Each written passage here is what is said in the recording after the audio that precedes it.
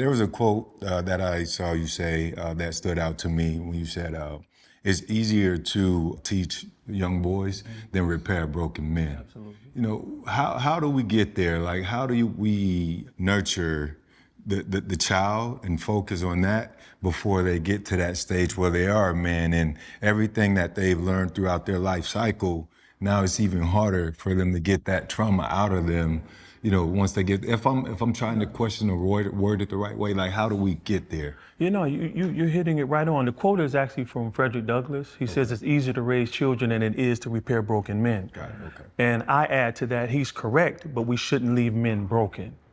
And that's what's happening in our society.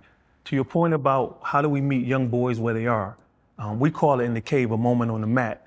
And what I love about martial arts, especially jiu-jitsu and judo, your fears and anxiety are going to surface. You can't hide behind a helmet. It's going to come out. And in those moments when a boy is triggered by some trauma from being bullied, I meet them right where they are. I give that boy what I always wanted.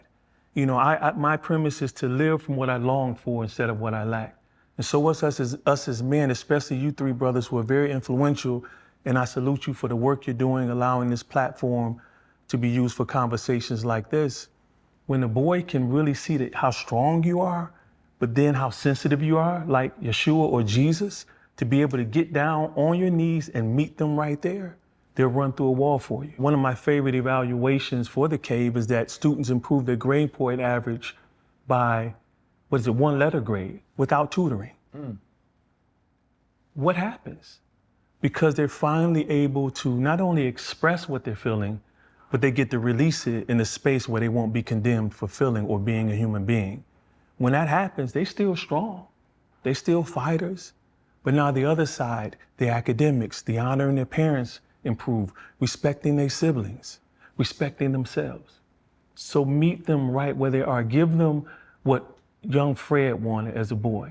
When you can live from that good in your heart, instead of the fear of how we'll be perceived, that's when the generations can change.